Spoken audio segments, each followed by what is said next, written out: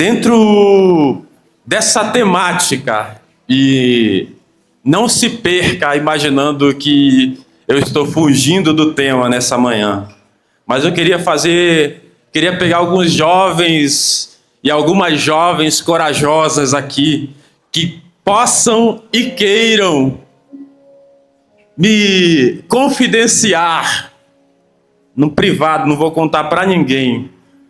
O que você quer ser?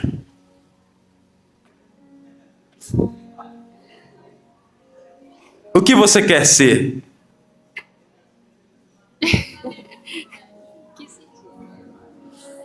O que você quer ser? Vou escolher a última pessoa, a que estava mais apavorada quando percebeu que eu ia perguntar para vocês. O que você quer ser? Emocionalmente ou espiritualmente? É uma pergunta difícil de se responder. Não é? É uma pergunta que a gente quase... Uma reflexão que a gente faz assim em momentos muito esporádicos. É uma reflexão que a gente deveria fazer todo dia. Mas a gente deixa para fazer essa reflexão nos piores momentos da nossa vida.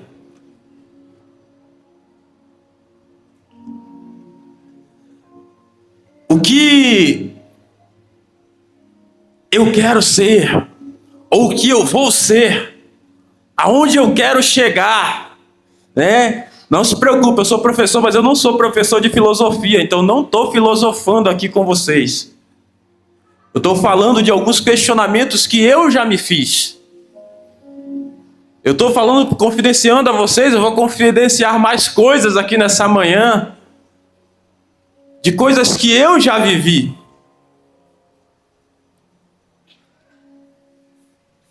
E para você não ficar assim, se sentindo tão mal, eu vou te dizer que é perfeitamente normal você ter dúvidas de quem você quer ser, de onde você quer chegar. Porque a nossa mente, ela muda constantemente. Nossas vontades mudam constantemente.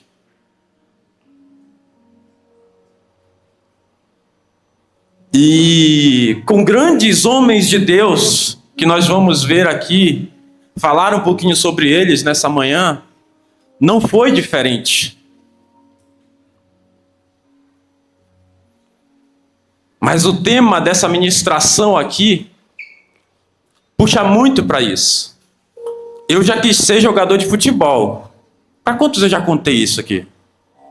Só pro Wendel, os meninos da célula já sabem disso, né? Já contei para eles algumas vezes. Eu já quis ser jogador de futebol. A essa altura vocês já sabem que eu não me tornei jogador de futebol.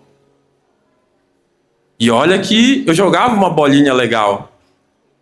Mas quando eu fui para minha primeira, as meninas acho que não, algumas só devem saber o que é peneira. Todo mundo sabe o que é uma peneira aí? Para as meninas aqui, os meninos todos sabem, mas algumas meninas talvez não saibam. A peneira é um dia em que alguns clubes de futebol, eles reservam para fazer uma peneirada, né? Chama algumas centenas de garotos para ver ali quem joga mais bola, quem tem mais futuro dentro do futebol. Isso vale para outros esportes também. E os melhores eles pegam ali para fazer parte da categoria de base do clube. E na primeira peneira que eu fiz, tinham uns 300 garotos, mais ou menos. Daqueles 300, pelo menos uns 40 a 50 garotos, só de eu olhar ali, jogavam mais que eu. E lógico, se só passavam ali 10 naquela peneira, eu não fui aprovado, né? Os olheiros também não eram tão cegos assim. Depois eu fui fazer uma segunda peneira. Lá em Belém, um clube muito tradicional é o Clube do Remo, que é o clube do meu coração. Então, chegou lá, ao invés de ter 300 garotos, estava ali próximo de 1000 garotos. E daqueles 1000, Mais da metade.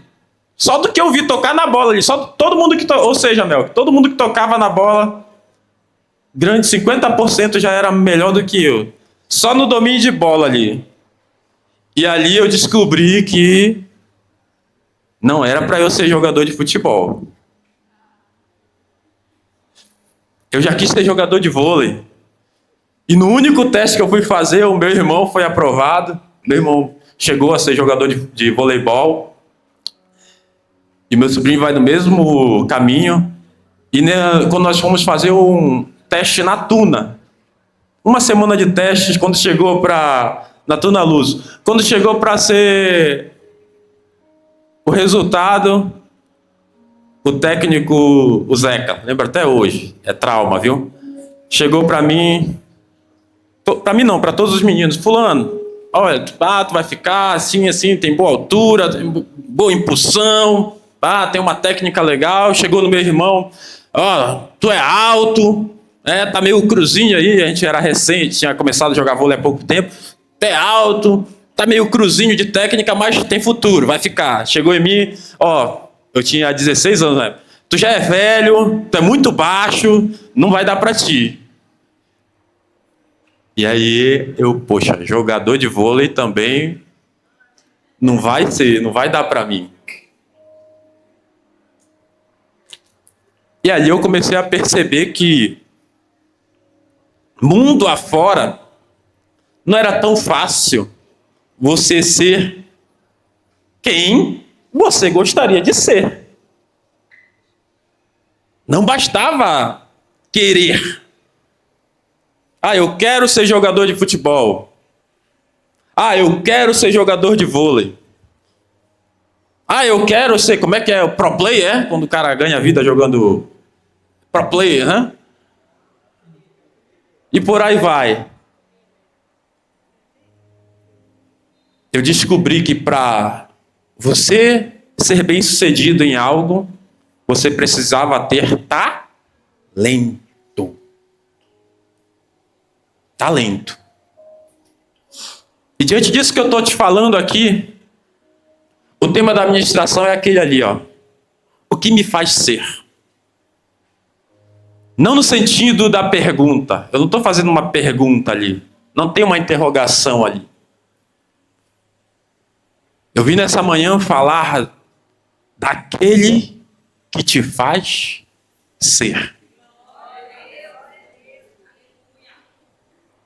Eu quero que você abra sua Bíblia aí. Quantos trouxeram Bíblia, celular, o que tiver por aí? Lá em Lucas 24.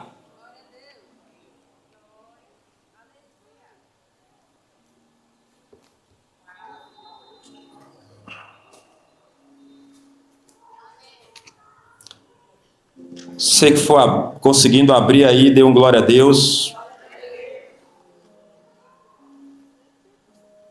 Bíblia da minha esposa não é bem a Bíblia que eu gosto de manusear, mas vai ela hoje aqui. Lucas 24, verso 49. Diz assim: envio sobre vós a promessa do meu Pai, mas ficai na cidade até que do alto sejais revestido de poder. Até que do alto sejais revestido de poder.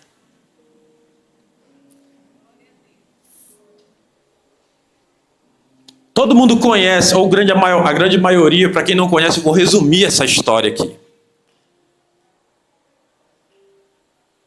Essas palavras estavam sendo ditas para os discípulos de Jesus. Então veio um Jesus sobre essa terra aqui, fez discípulos, operou milagres. Mas o principal legado que ele deixou para esses caras não foi aleijado andando, não foi cego vendo, não foi gente ressuscitando, não foi pegando um The Walking Dead lá do túmulo e fazendo a carne crescer nele de novo. O principal legado que ele deixou para aqueles discípulos foi o ensinamento e o exemplo. Jesus ensinou para aqueles discípulos como se comportar.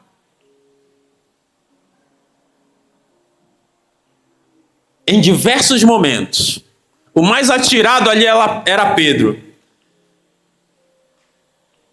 Então, por várias vezes, lá em Belém, a gente disse que deu na canela de Pedro, né? Pedro, não, de modo nenhum tu vai morrer, eu vou contigo. Não, cala a boca aqui.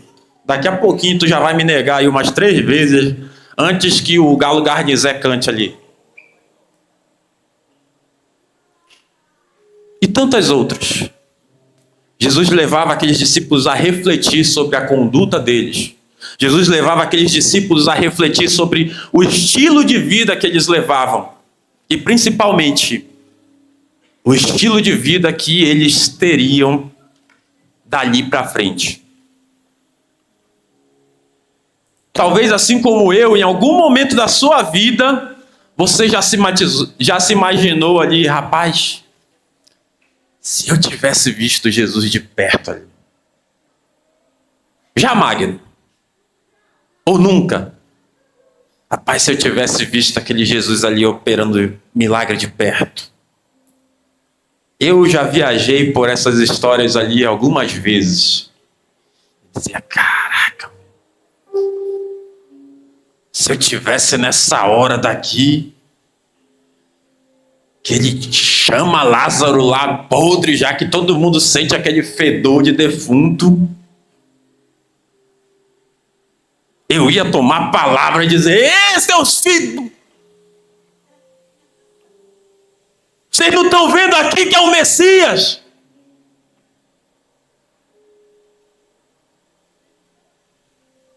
Bora todo mundo de joelho aí, começa a chorar aí, se arrepender, raça de víbora.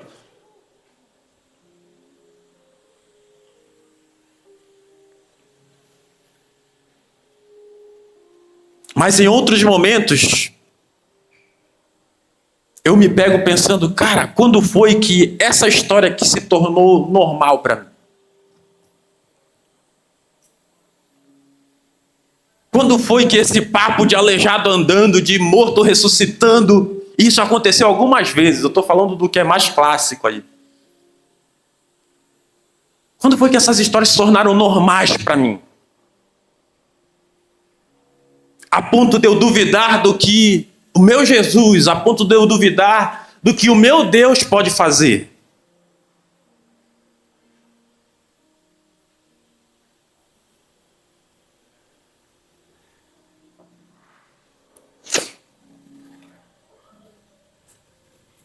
O fato é que, olhando para nós aqui, em alguns momentos das nossas vidas, a gente quis ser algo, a gente quis parecer com algo,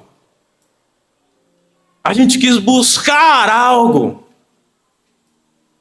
mas a gente não tinha o quê? Força.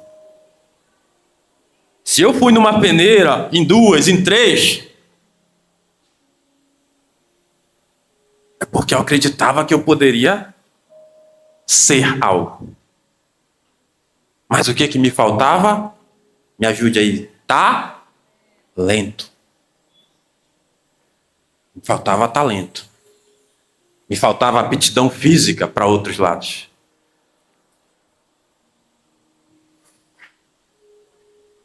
Um belo momento, tem muitos adolescentes aqui, né? Um belo momento da minha vida, eu lá pelos meus 16, 17 anos, eu queria começar a namorar.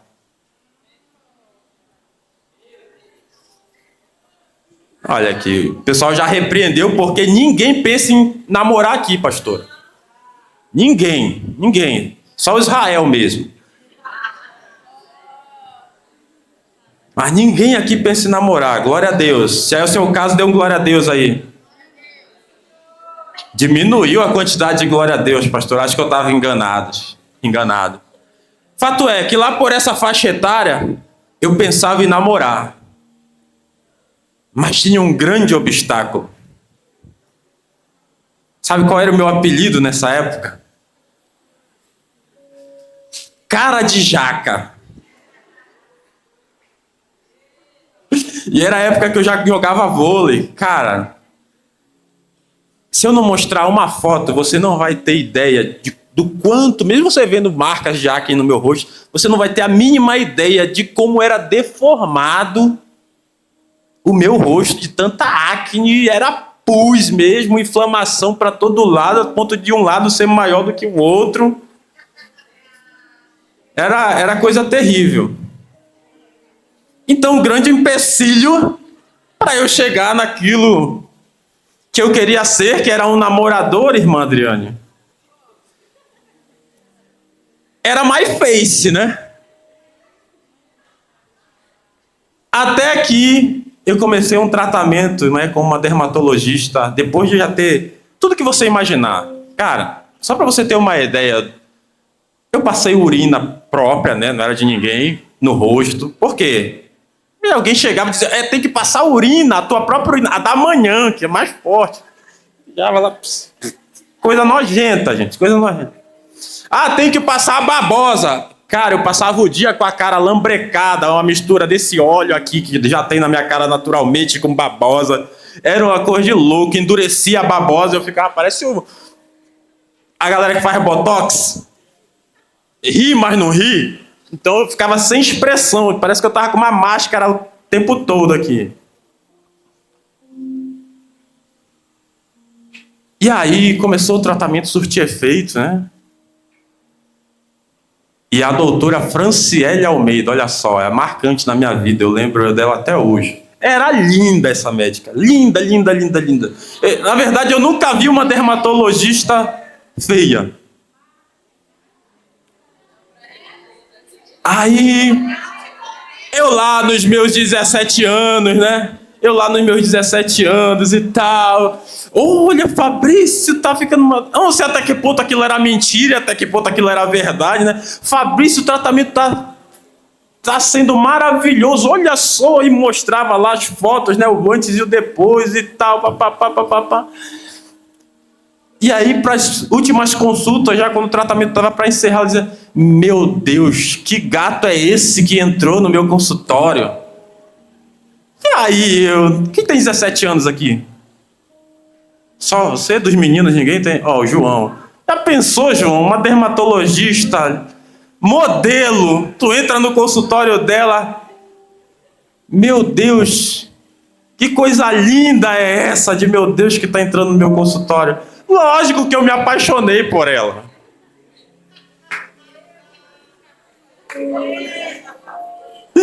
E é lógico que eu quebrei a cara, porque depois eu descobri que ela estava mentindo para mim, né? Ou, na melhor das hipóteses, ela estava me incentivando. O fato é que eu acreditei naquilo. Eu comecei a acreditar que eu era bonitão. Eu comecei a acreditar que realmente as mulheres lindas desse mundo poderiam se apaixonar por mim.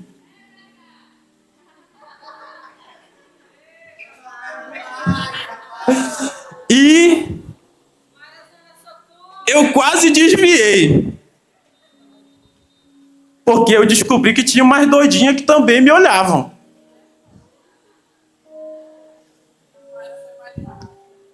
Mas por quê?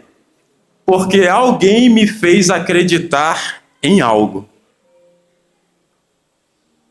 Alguém me levou a acreditar em algo que eu mesmo não acreditava. Depois, o Senhor cegou mais uma mulher maravilhosa. Gente, vocês não têm ideia. Se vocês verem essa mulher linda hoje, imagina essa menina com 18 anos ali. Maravilhosa. Era inalcançável para mim. Mas vamos parar com esse papo por agora, que os meninos já estão imaginando ali como que isso vai se realizar na vida deles. Já estão começando a acreditar que eles são bonitos. Terminar aqui, a menina que olhar para eles, eles já vão ficar, olha, tá de olho em mim. Então, Senhor, eu repreendo toda a ilusão. Traz a verdade sobre a vida deles. Fato é, pessoal, voltando aqui para a palavra do Senhor. Não que eu tenha saído daqui em algum momento. Mas esse Jesus veio para cá, para essa terra. Ele pegou 12 discípulos ali, isso já é conhecido por vocês. A grande maioria ali era pescador, tinha cobrador de imposto, e tinha um que era guerreiro. Talvez muitos não sabem disso. O fato é que nenhum daqueles caras ali imaginavam que iam se tornar aquilo que eles se tornaram, que hoje nós conhecemos. André, Pedro, Tiago, o outro Simão. Talvez nem o Judas, que morreu enforcado lá, que se suicidou, imaginava que aquele seria o fim dele.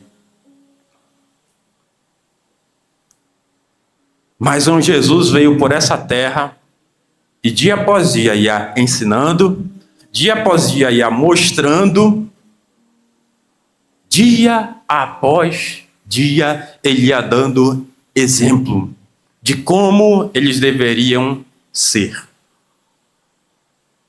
Ou do que eles deveriam ser. Esses discípulos, eles não imaginavam quem eles seriam por razões óbvias. Um estava pescando, alguns estavam pescando, outro estava cobrando imposto e sabendo que ele era ladrão. Outro, se era guerreiro, já tinha matado gente com certeza.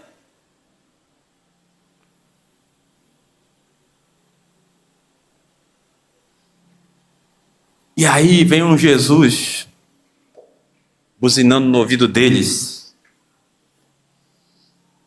Qual é teu nome? Bruna, tu vai fazer coisas maiores do que eu faço.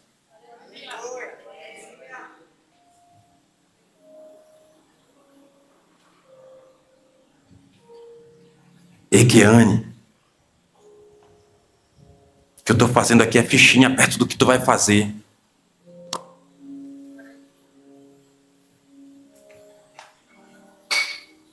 E é lógico que eles acreditaram, certo? Errado.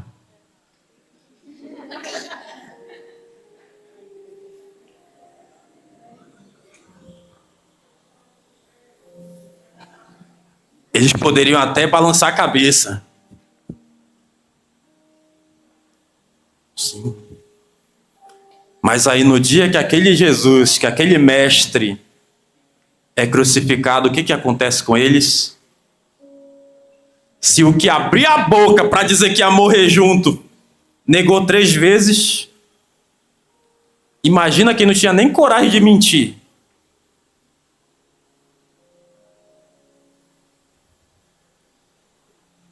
Isso demonstra que eles não acreditaram, mesmo vendo tudo ali. Eles não acreditaram. E lá em João, capítulo 21, eu não tenho a mínima ideia de quanto tempo eu já estou falando aqui. Mayra, vai me dando uma noção aí, por favor. Mas o fato é que lá em João, você só anota aí, não precisa ler não. Lá em João 21, vai falar de um Jesus que após a sua morte, após ter sido negado, ele volta com esses mesmos discípulos. E faz o quê? Continua fazendo, como é teu nome? João, ele continua fazendo a mesma coisa que ele estava fazendo antes. Ele já era um milagre ambulante, né? Então não precisava mais fazer algumas coisas. Mas ele continuava fazendo o principal do que ele veio fazer ali, que era ensinar. Ele continua por 40 dias após a sua ressurreição, ensinando aqueles caras. 40 dias, meu irmão!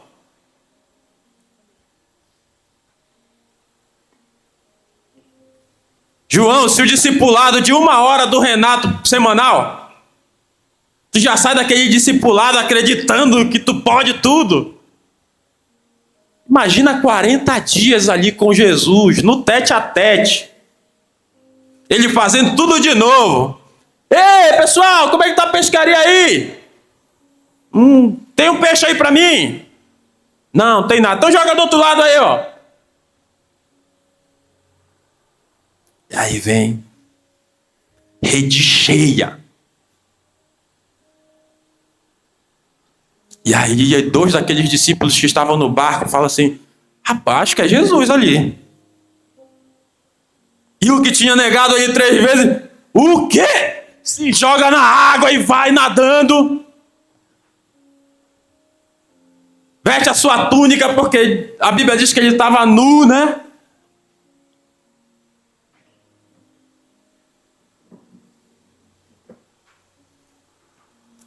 E vai ao encontro daquele Jesus novamente.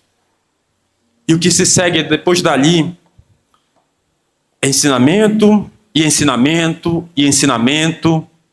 E um belo momento ele chega para esse Pedro que tinha negado ele. Pedro, tu me amas? Senhor, te amo. Pedro, tu me amas? Te amo, apacenta minhas ovelhas. Pedro, tu me ama mesmo? E aí Pedro, já com lágrimas nos olhos, provavelmente lembrando que era a 3ª vez que ele perguntava e que 3 vezes ele tinha negado a esse Jesus, diz assim: Senhor, tu sabe de todas as coisas. Em outras palavras, sabe que eu menti lá atrás. Está mais do que provado que eu menti lá atrás. Mas hoje tu sabe de todas as coisas. Sabes que eu te amo. E naquele momento aquelas palavras eram verdadeiras. Naquele momento aquelas palavras eram verdadeiras. Então isso significa que naquele momento Pedro, de fato, assim como todos os outros, outros 11 agora, né? Amavam a Jesus. Pelo que tinham ouvido, visto e principalmente vivido. E aí você pensa, então agora esses caras estavam no jeito. Fala aí, Kiane. Não estavam. E Jesus sabia disso. E a história que se segue, muitos aqui já conhecem.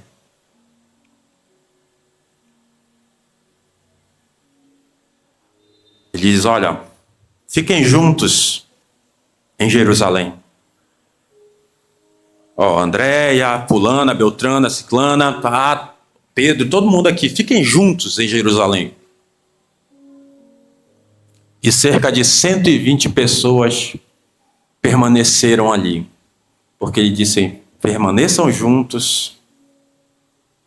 Ele não falou explicitamente para eles. Mas o que ele queria dizer ali era dizer: ei, Marcos, apesar de agora vocês acreditarem de verdade, vocês não vão conseguir.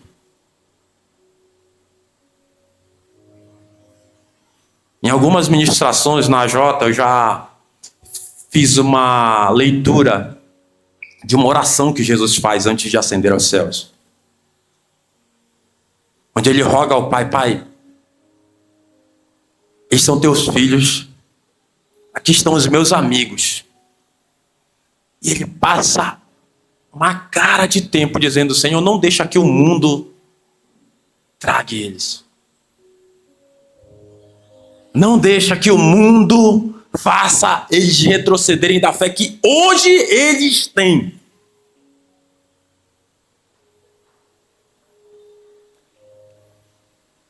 Porque ele sabia que só com aquela convicção ali, enquanto Jesus estava ali com eles, não ia dar certo. E ele diz: fiquem em Jerusalém, porque o meu Pai vos enviará o Consolador,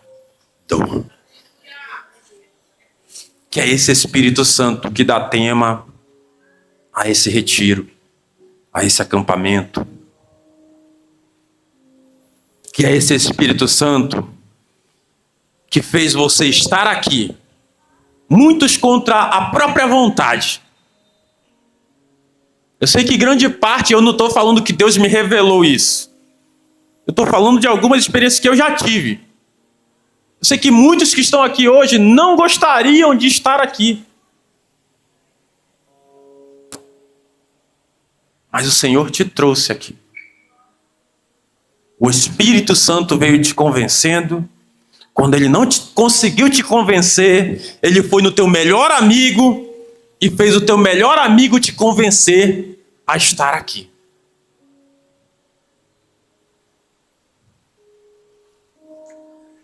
Sabe por quê? Porque esse aqui é mais um passo dentro da trajetória que ele já traçou para o que ele quer fazer você ser.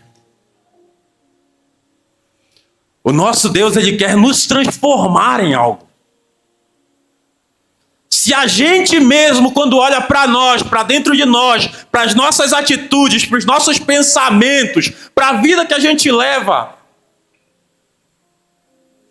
a gente sabe que não está bom, que falta muito. Imagina o nosso Deus. Se fosse a gente olhando de fora, se fosse Fabrício olhando de fora para o Fabrício, eu já teria desistido de mim, queridos. Eu já teria desistido, mas há alguns anos atrás já. Talvez no momento que eu me entendi por gente, eu já tinha desistido de mim.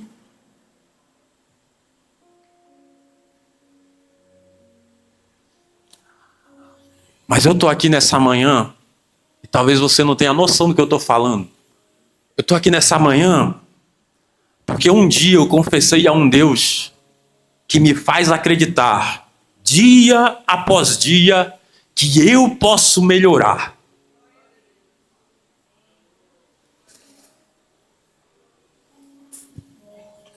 Ele é o que me faz ser quem eu sou na minha melhor versão. Sempre que você me vê fazendo uma besteira, uma cagada, saiba que é pura natureza do Fabrício. Porque a essa altura eu já tenho elementos suficientes para caminhar da maneira que o meu Deus quer que eu caminhe. Mas a minha luta, ela é diária. Talvez assim como a sua, ou quem não vive essa luta ainda, em algum momento você vai se ver lutando contra você mesmo. Então aqueles discípulos ali, pessoal, eles estavam convictos de quem Jesus era. Eles estavam convictos de quem eles eram. Eles olhavam para ele e diziam: uau! Jesus escolheu, foi nós aqui, ó. Jesus escolheu, foi eu. Um bando de gente estava apedrejando, crucificando ali, cuspindo nele. E eu tive a oportunidade de viver esses dias com ele. Ele foi, ressuscitou e depois ainda veio mais 40 dias comigo. Talvez aqueles pescadores olhavam ele, apareceu, foi para mim no rio. Depois ficavam se gabando, se fosse eu ia me gabar. Ó, Jesus apareceu, foi para mim. Foi para ti não, aí, ó.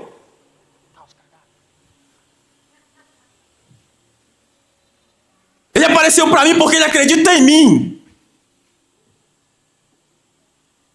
Mas mesmo com aquela convicção que eles tinham ali, ó. Hoje nós sabemos que faltava algo para eles. Que era exatamente o que nós lemos aqui. Faltava um revestimento de poder. Sabe por quê? Porque não basta eu querer ser jogador de futebol. Não basta eu querer ser jogador de vôlei. Eu precisava de talento.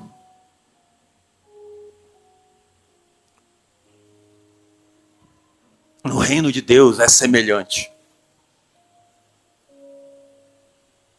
Não basta você querer ser.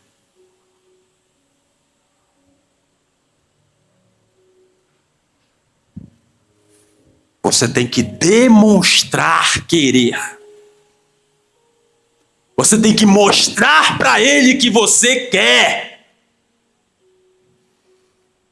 Jesus disse: ei, fiquem em Jerusalém.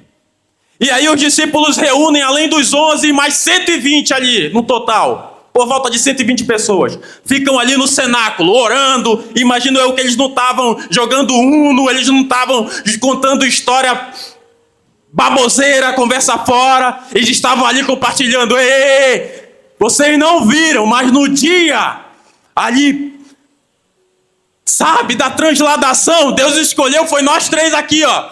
Lá apareceu Elias, lá apareceu Moisés. E eu ainda dei ideia para Jesus. Ó, vamos fazer uma tenda aqui, que bom estarmos aqui.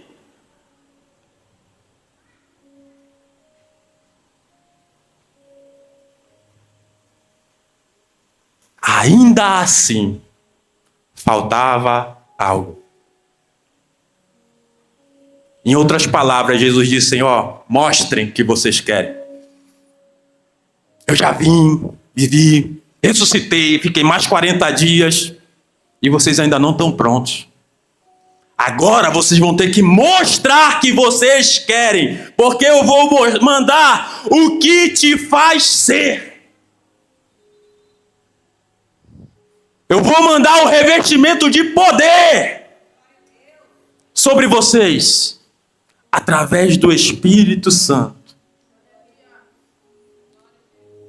Mais do que isso, está mais do que provado, André, que você não sabe orar. Está mais do que provado, João, que tu não sabe nem orar.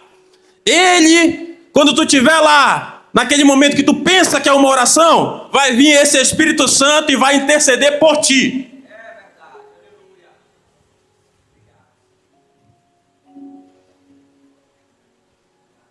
No teu dia mais difícil, ele vai ser o consolador. E isso nós sabemos. Isso cada um de nós aqui sabemos. O que é um dia difícil? O que é um dia difícil?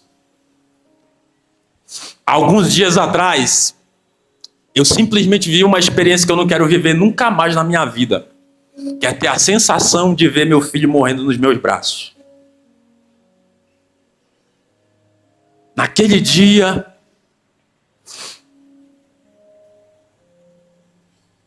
a Elisa, a Lohane, que viveram mais de perto com a gente esse dia, os pastores também, sabem que naquele dia eu cheguei a visualizar como seria a minha vida sem o meu filho.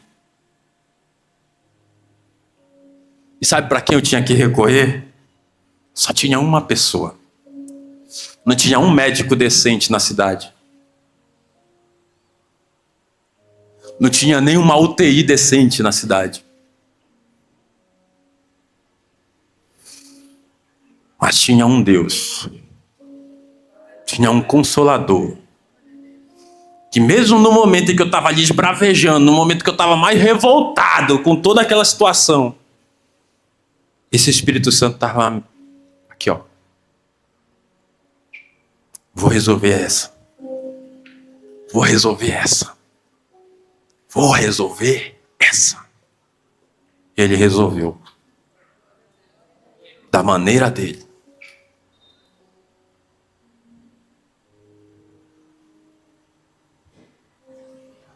Minha mãe disse que nunca viu eu pedir para ela para interceder por mim ou pelos meus filhos da maneira que eu pedi naquele dia.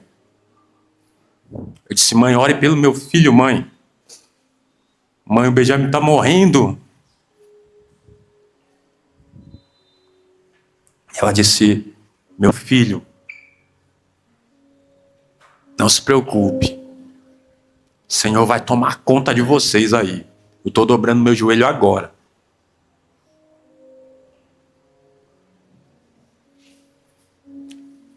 Uma frase que o pastor sempre fala é que aqui no púlpito a gente sabe pregar o melhor sermão sobre fé, né, pastor? Aqui no púlpito a gente sabe pregar o melhor sermão sobre santidade. Aqui no púlpito a gente sabe pregar o melhor sermão sobre qualquer tema. Mas na hora que é pra gente viver, fica difícil.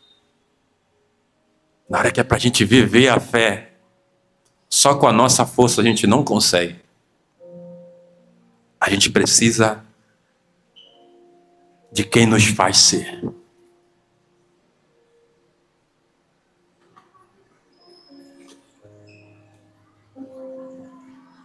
Voltando para o início, eu não sei o que te trouxe aqui. Eu não sei qual é a tua motivação em estar na nova aliança. Eu não sei qual é a motivação que te faz frequentar uma igreja ou se dizer cristão.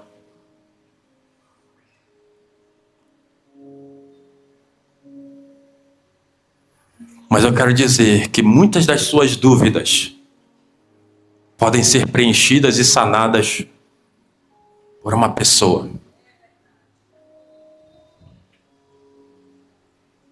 Muito do que você nem sabe que você deseja ser está nas mãos de uma pessoa. Queria que você ficasse de pé nesse momento.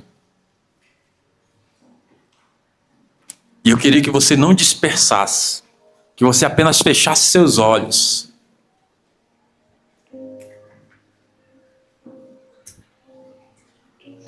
E refletisse um pouquinho sobre o que o Espírito Santo falou ao seu coração em alguns momentos dessa ministração. Feche seus olhos, faça esse exercício aí. Eu não preciso abrir minha boca e dizer aqui, o Senhor me revela que Ele falou assim com determinadas pessoas.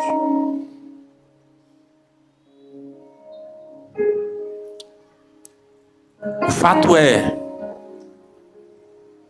que se você está aqui em busca de algo, assim como aqueles 120 discípulos que decidiram permanecer no cenáculo, foram revestidos de poder. O fato de você estar aqui nessa manhã significa que você quer algo da parte de Deus. O fato de você adorar com tanta intensidade me faz acreditar que você entendeu o prazer que é adorar a esse Deus.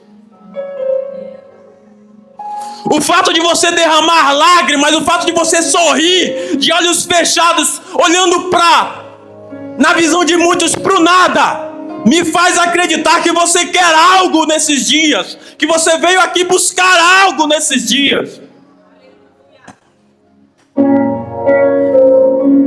Então, assim como aqueles discípulos, comece a pedir. Comece a pedir.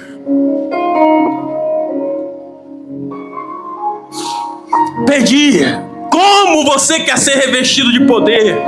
Para que você quer ser revestido de poder? E se você não sabe para que, você apenas diz assim: Senhor, me reveste de poder para fazer a tua boa obra.